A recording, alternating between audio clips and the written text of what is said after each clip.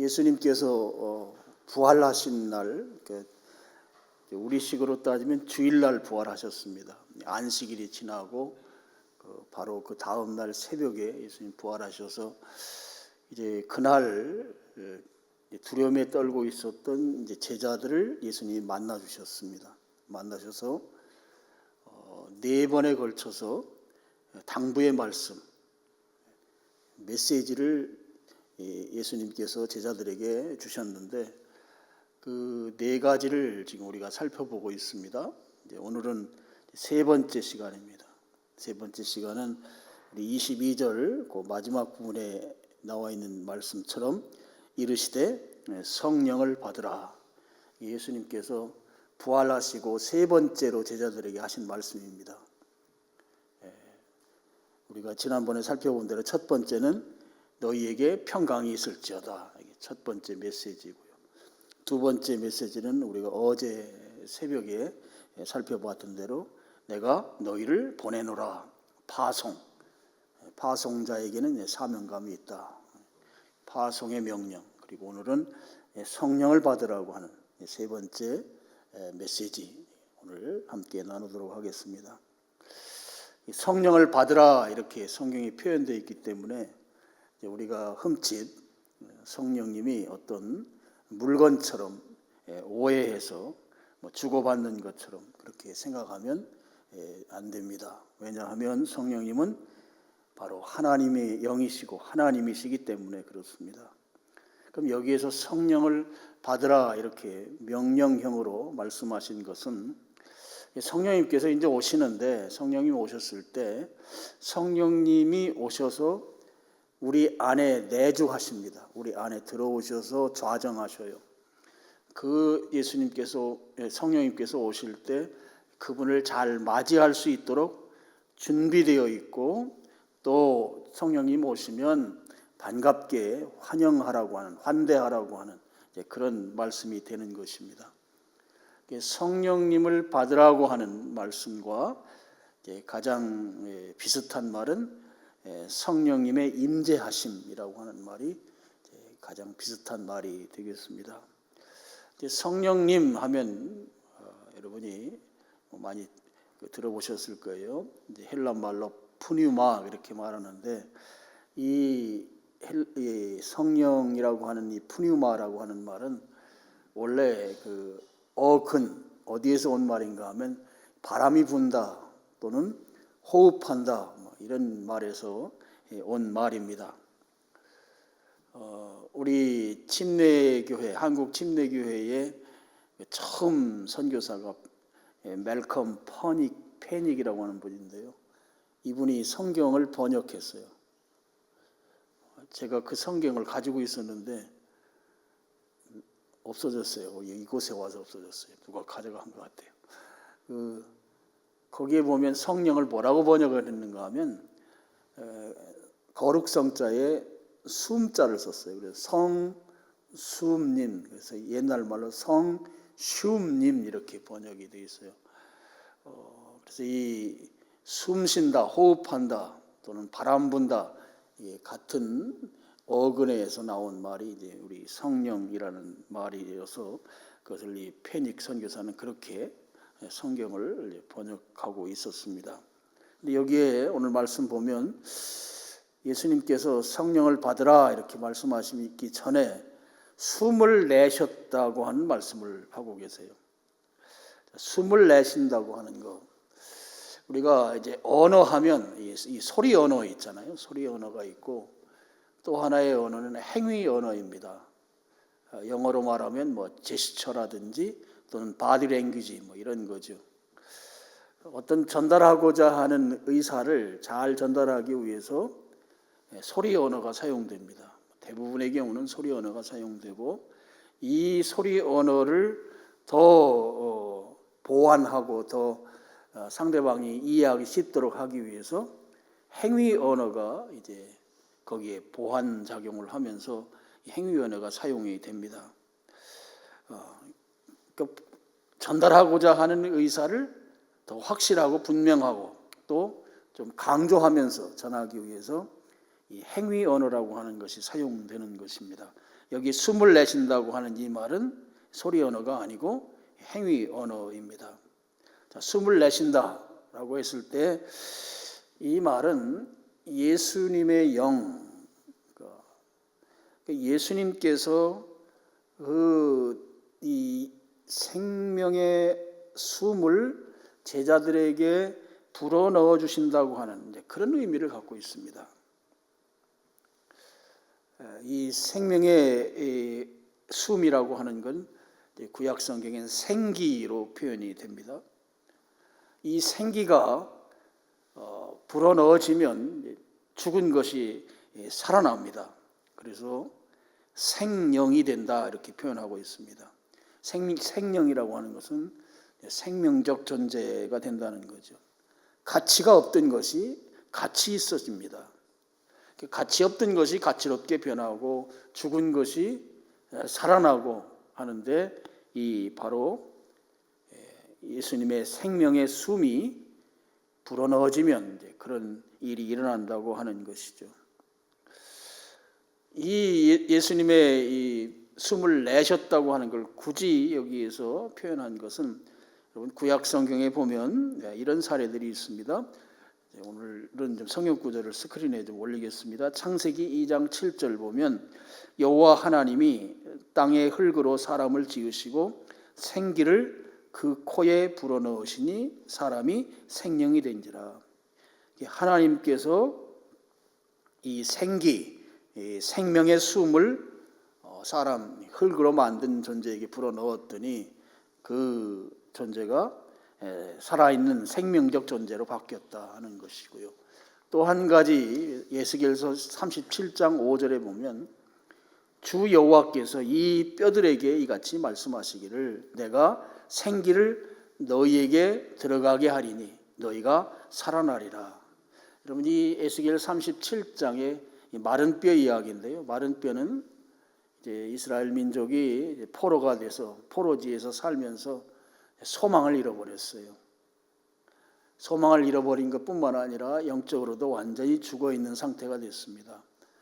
그 죽어있는 상태를 에스겔 선지자는 이제 이 마른 뼈로 보게 됐고 그 마른 뼈에게 하나님의 생기가 불어넣어지면 이제 그들이 이제 살아난다고 하는 이스라엘 민족이 다시 살아나서 소망을 갖고 이제 고향인 약속의 땅으로 귀환하게 된다고 하는 그런 의미를 담고 있는 이 예언이 이제 에스겔 37장 5절이죠. 그러니까 하나님의 생기가 불어넣어졌더니 소망 없고 영적으로도 죽어 있는 상태였던 이스라엘 민족이 다시 회복돼서 소망을 갖게 되고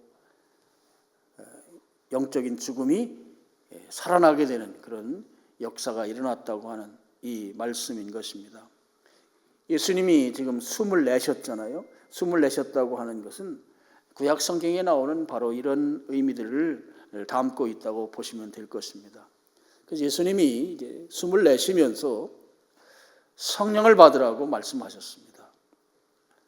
이 숨을 내신 것은 강조적 차원에서의 행위 언어입니다. 행위 언어. 바디 랭귀지입니다. 그러면서 이제 소리 언어로 성령을 받으라고 제자들에게 말씀하신 것이죠. 자, 지금 이 성령을 받으라고 말씀을 받은 제자들, 그들은 그 전에, 바로 직전에 세상으로 나가라고 하는 파송 명령을 받은 사람들이에요.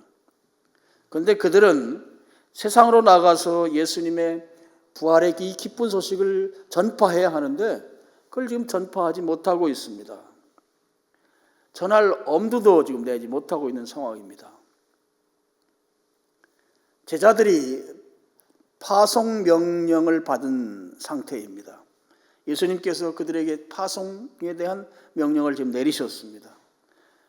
그러면 그 명령 받은 대로 발걸음을 세상으로 옮겨야 하는데 지금 그렇게 하지 못하고 있습니다.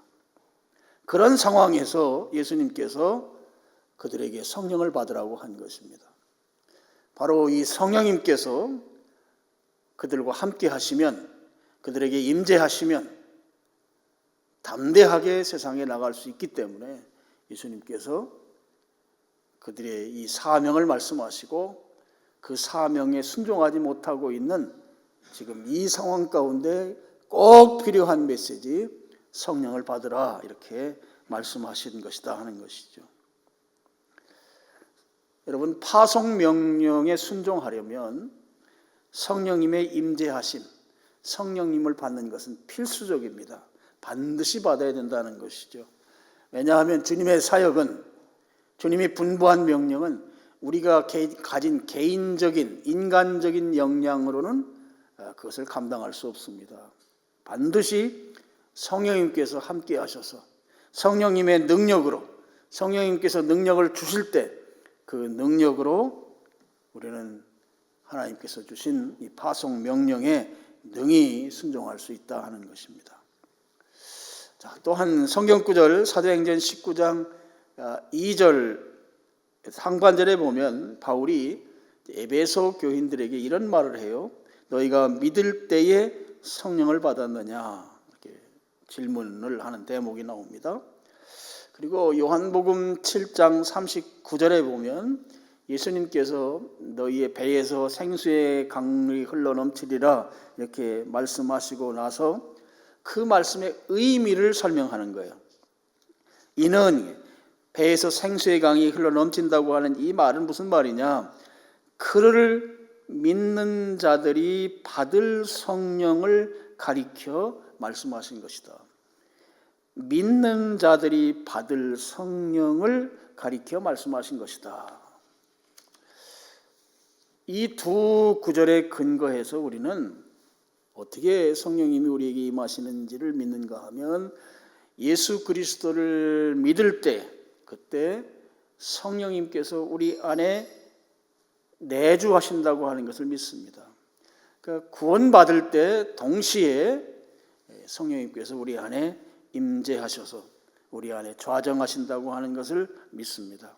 그래서 믿는 자들은 믿을 때에 성령 받고 믿는 자들은 다 성령을 받는다고 하는 이 말씀이 우리가 성령님께서 우리 안에 내주 우리 안에 오셔서 사시는 것에 대해서 근거로 우리가 이 말씀을 우리가 보면서 그렇게 인정해야 할 것입니다. 근데 이제 우리 성령님이 내 안에 계신 것을 우리가 인식하지 못하는 경우가 대부분이죠. 인식하는 것과는 관계없습니다. 우리가 인식하든지 인식하지 못하든지 관계없이 우리는 구원받을 때 성령님께서 우리 안에 임재하셔서 우리 안에 내주하신다고 하는 것을 믿으면 되겠습니다. 물론 이제 오순절 계통 교회들, 우리나라에서 순복음이라고 그러죠. 순복음 계통 계열의 교회들은 이걸 우리는 이제 동시적으로 성령님이 오신다고 믿지만 그들은 이제 먼저 구원받고 그 다음에 성령님이 따로 오신다고 하는 이 순차적 교리를 그들은 믿어요. 그러면서 성령님이 내주하신 증거로 그들이 근거로 되는 것이 바로 방언하는 것입니다. 그래서 이 오순절 계통 교회들은 방언을 해야만 성령님이 내 안에 오셨다 이렇게 믿습니다. 우리는 그 교리를 따르지 않고 우리 성경에 근거해서 예수님 믿을 때 구원받았을 때 바로 성령님이 오신다. 다만 우리가 인식하는 것과 무관하다 하는 것입니다. 자, 우리 안에 내주하시는 성령님, 그 성령님의 그 인도하심을 따라서 그 성령님께서 우리에게 감동으로 주시는 메시지, 감동하심을 따라서 그 말씀대로 그 감동하신 대로 순종하며 사는 것이 우리 그리스도인의 삶입니다. 이것을 가리켜서 성경에서는 뭐라고 표현하는가 하면 성령으로 충만하다 이렇게 말합니다. 우리가 성령 충만 이렇게 말할 때 성령 충만이라고 하는 것은 성령님의 인도하심을 따라서 성령님이 주시는 감동에 순종하며 살아가는 삶이다. 이게 바로 성령 충만한 삶입니다. 그렇기 때문에 어떤 일시적인 감정 체험을 성령 충만으로 오해하면 그것도 역시 안 되겠습니다. 성령 충만은 우리가 보통 우리 자신을 이야기할 때 이제 to be, to do에서 어떤 존재적인 영역과 또 행동적인 영역으로 나누잖아요. 성령님의 그 충만을 우리 두 부분으로 나눠서 우리가 볼 수 있어요. 한 부분은 우리 인격적 영역이고 또 한 부분은 사역적 영역으로 이렇게 설명할 수 있는데요. 인격적 영역이라고 하는 거, 이렇게 영어로 말하면 to be죠. 인격적 영역은 우리가 성령님께 내 주권을 다 내드리고, 그리고 성령님이 주시는 감동하시는 말씀을 따라서 순종하고자 할 때 우리에게 성령님께서 주시는 것이 있어요. 그게 뭔가 하면 성령의 열매입니다. 우리 갈라디아서 5장 22, 23절에 보면 9가지 열매가 나오잖아요. 이 9가지 열매는 전부 다 인격적인 요소들입니다. 인격이 변화되는 거예요. 성령 충만한 사람에게는 그 9가지 열매는 바로 예수님의 인격이에요. 예수님의 인격을 담게 되어 있습니다. 이게 바로 성령 충만의 인격적 요소예요. 그 다음에 또 한 가지 사역적 요소가 있어요. 사역적 요소는 바로 이 오늘 말씀처럼 내가 너희를 보내노라, 세상에 파송받은 자가 그 파송의 목적을 하나님의 뜻대로 이루어드리기 위해서 복음을 증거하고, 그리고 내게 주신 이 사역을 잘 감당할 수 있게 하는 영역에서 잘 감당하도록 하는, 이것이 바로 성령님이 일하심이 바로 이 사역적인 영역에서의 성령 충만입니다. 이때에는 우리에게 우리 주님께서 주시는 것이 은사입니다. 은사. 성령의 은사 이렇게 부르죠. 은사를 가지고 사역을 이루어가는 것입니다. 그럼 이 사역을 통해서 성령님이 주신 그 은사로 말미암아 우리가 사역을 감당하는데, 그 은사는 물론 뭐 언어적인 영역의 은사도 있고 또 뭐 이 믿음의 은사, 또 성경을 잘 볼 수 있는 그런 은사, 또 교회 행정의 은사, 여러 은사들이 성경 곳곳에서 소개됩니다. 그럼 이 은사가 갖는 이 목적이 뭔가 하면 교회를 세우는 거예요. 그래서 사역적 열매는 교회가 견고하게 건강하게 세워지는데 성령님의 역할이 있다 하는 것이죠. 그래서 성령 충만은 성령의 열매로서의 인격적 영역과 또 성령의 은사로서의 사역적 영역에서 우리 개인에게도 또 교회에게도 그것이 나타날 때 그것을 뭐라고 표현하는가 하면 성령으로 충만하다 이렇게 표현한다고 하는 것입니다. 자, 오늘 우리는 주님께서 우리에게 성령을 받으라고 하신 이 명령에 그대로 명령을 따라서 성령의 감동을 주시는 그 감동대로 순종하면서 살아가는 삶, 바로 성령 충만한 삶을 살아야 할 것입니다. 그렇게 살기 위해서는 우리가 삶의 순간순간 성령님을 인정해야 합니다. 그리고 성령님께서 내 삶 가운데, 내 영 가운데 나에게 말씀하시는 성령님의 그 감동으로 주시는 말씀에 민감하게 반응해야 합니다. 성령님께서 주시는 감동하심에 내가 민감하게 반응하는 것, 그 감동을 주시는 대로 순종하며 살아간다고 하면 그 사람이야말로 성령 충만한 삶입니다. 그리고 그런 성도들이 모인 교회는 성령 충만한 교회가 되는 것입니다. 그래서 오늘 예수님께서 세 번째로 주신 메시지, 네 번에 걸쳐서 메시지를 주셨어요. 내일 새벽 마지막 시간에 마지막 메시지를 우리가 나눌 건데요. 세 번째 주신 메시지는 성령을 받으라. 성령 충만한 삶을 살라. 성령 충만해야 파송 명령에 순종할 수 있다. 파송 명령이라 하면 주님께서 우리에게 가슴에 아로새겨진 그 사명, 그 사명을 감당할 수 있게 되는 것이다 하는 것이에요. 사명 감당은 우리 개인이 가진 달란트, 개인이 가진 능력으로는 불가능하지만 성령님이 내게 오셔서 성령 충만한 삶을 살게 될 때 우리가 사명 감당을 제대로 할 수 있다. 그래서 여러분, 어떤 감정 체험이 성령 충만으로 막 방언을 잘하는 것이 성령 충만으로 그렇게 오해하시지 말고 내 인격적 영역에서 예수님을 닮은 열매를 맺어가고 있는가, 또 내 사역적 영역에서 성령의 은사로 교회를 잘 세워가고 있는가 잘 돌아보셔서 성령 충만한 삶으로 예수님께서 부활하셔서 주신 이 세 번째 메시지가 우리에게 그대로 적용될 수 있기를 주님의 이름으로 축원합니다. 기도하겠습니다. 아버지 하나님,